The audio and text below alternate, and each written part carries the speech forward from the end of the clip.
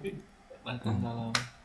Assalamualaikum warahmatullahi wabarakatuh. Waalaikumsalam warahmatullahi wabarakatuh.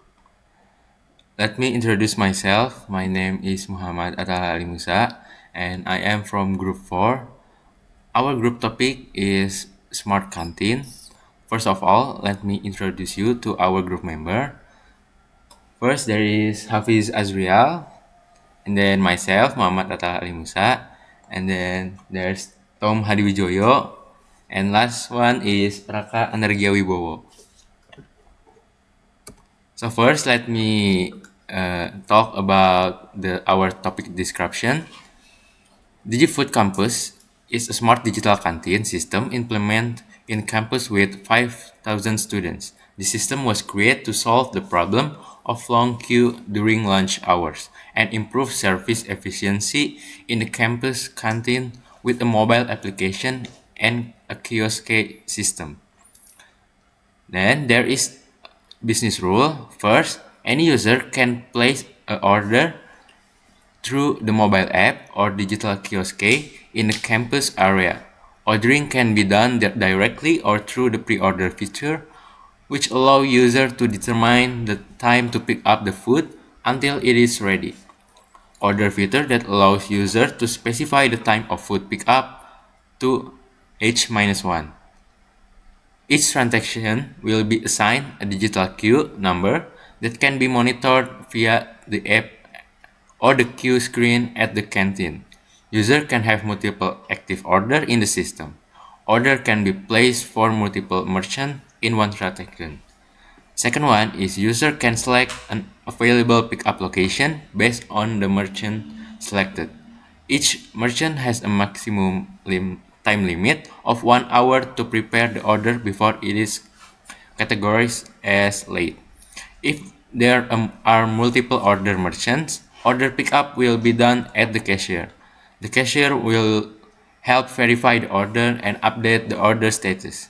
The user can cancel the order before the time the merchant confirms the order for processing. Order modification can only be done before payment is made. In the event of an error on the part of the merchant, out of stock or menu error, user can choose full balance refund or substitution of the menu with an equivalent price. Fourth one, user can top up their canteen balance via the app, campus mini market, or bank transfer. The minimum top up is to 20,000 rupiah and the maximum balance that can be accommodated is 2 million rupiah. Fifth one, the system support payment using canteen balance, e-wallet such as OVO, GoPay, Dana, ShopeePay, and campus debit card. If the user use a combination of canteen balance and e-wallet, the canteen balance will be used first. Cashback is given maximum of 10% of the transaction value and can only be used for subsequent transaction. Reward points are awarded at 1 point per 10,000 rupiah transaction amount and can be converted into discount or food voucher. If the order requires delivery, an additional charge of 5,000 rupiah will be applied to the transaction. And last one, the merchant are required to update stock every 2 hours to avoid overbooking. Merchant who have rating below 3.5 for 3 consecutive months will be subject to evaluation and may be penalized in the form of reduced display priority in the app or the transaction is complete. The system will display the average merchant rating menu with a minimum of 10 review. Merchant with rating above 4.5 for 6 consecutive months will get a top merchant badge and get priority display on application. 7.1. Each user must verify their account with email before they can make their first transaction. Merchant who want to add special menu must submit a request at least H-3 before the menu is available on application. Promo will be divided into two types, namely by volume, example for the first 100 people, or by time and period, example every 12 to 13 for 27 to 29 January. Promos can apply to specific merchant or in general. So next is our ERD sketch that will be explained by Hafiz and Tom. Here we have a picture of the ERD diagram of the smart canteen. We have a review entity which have a review ID which is the primary key. We have a user ID which is the foreign key, merchant ID which is the foreign key. We have rating, comment, date, and merchant ID. We have a promo entity which have the attributes promo ID which is the primary key, name, type or volume based, time based, description, period start, period end, merchant ID, and we continue to merchant entity which have the attributes merchant ID which is the primary key, name, rating, status, and top merchant. We have menu entity, menu ID which is the primary key, merchant ID which is the foreign key, name, description, price, and availability status. We have a pickup location entity which have the location coordinate, location name, and pickup time. We have user entity which have the attributes user ID, name, email, verified status, and compose ID. Top up entity which have the attributes as following: top up ID which is the primary key, user ID which is the foreign key, amount, method, and time. Order entity we have merchant ID, name, order ID, description, price, and availability status. Payment entity we have a payment which is the primary key to the payment entity. We have a order ID which is the foreign key, method, total amount, cashback amount, and reward point use and delivery fee. Lastly, we have a canteen balance which have two attributes which is a balance ID which is the primary key and the balance nominal. And the relation will be explained by Tom. Okay, so I will explain the relation between the um, entity. The first relation is the user relation. User relate to order, pickup location, top up, merchant entity. User have a relation to order with many to many relation, and then user have a relation to pickup location with one to one relation. User also have a relation to review entity with many to many relation.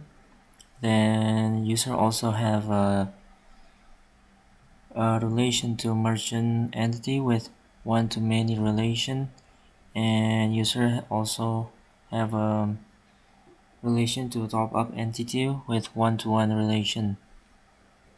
Then we have order relation. As I previously mentioned, order have a relation to user entity. Order also have a relation to pickup location with many to one, and then also have a relation to payment entity with one to one. And then the next relation is between payment and canteen balance. It only has one relation, one to one, and payment to top up, which is one mandatory. And then top up have a relation to user with one to one, as already explained before. And then we have menu relation, menu related to merchant entity and review entity with one to one to review and many to one to merchant. And then merchant have a relation to promo and review with one to many to review and many to promo. Also have a relation to pickup location with many to one relation. And then we have a relation for promo, which promo to the user with many-to-many relation, and preferred mention is to the merchant. And the next is pickup location, or pickup location already mentioned before, related to order, user, and merchant. And then the review also already mentioned, related to menu, and then merchant and user. I think that's all for the relation in this ERD diagram. The next is apa tuh? Pencet ini. Anunya apa namanya? Pencet. Pindahin ini. Nama materinya nggak salah. Selain ini, pindahin ini selain ini. The next is relation schema with is going to explain with Rakha. Okay, so now I would like to explain the relational schema part. Okay, so for the ERD, before you already seen the entity here. I'm just gonna explain about it again. So first up is user. It has user ID, name, email, verified status, and campus ID. Next up is merchant. It has merchant ID, name, rating, status, and top merchant. The next one is menu. It has menu ID, merchant ID, the name, description, price, availability status. And next up is order.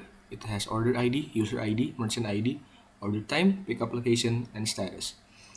Next, we have payment. It has payment ID, order ID, method, total amount, cashback amount, reward, point used, and delivery fee. Next up is top up. It has top up ID, user ID, amount, method, and time. Next is review. It has review ID, user ID, merchant ID, rating, comment, and date. Next is promo. It has promo ID, name, type, description, period start, period end, and merchant ID. Next is canteen balance. It only has balance ID as the primary key and has balance nominal. And next we have pickup location. It has location coordinate as the primary key, and then we have location name and pickup time. Next, I would like to explain about the functional dependencies. Okay, so for the user, it depends on name, email, verified status, and campus ID. And for merchant, we have merchant ID, depends on name, rating, status, and top merchant. And then we have order with order ID, depends on merchant ID, name, description, price, availability status. And next we have payment. Payment depends on order ID, method, total amount, cashback amount, reward point use, and delivery fee. Next we have canteen balance. Balance ID depends on balance nominal. And then top up. Top up ID depends on user ID, amount, method, and time. Then we have review. Review ID depends on user ID, merchant ID, rating, comment, and date. And the pickup location. The location coordinate depends on location name and pickup time. In promo ID depends on name, type, description, period start, period end, and merchant ID. And then lastly, we have menu. Menu ID depends on merchant ID, name, description, price, and availability status. So I would like to continue on the explanation. So the next step is normalization. So each relation in 1NF, because all attributes are atomic, so it passed the 1NF. And for the second NF, it also passed because no partial dependency exists, because primary keys are single attributes.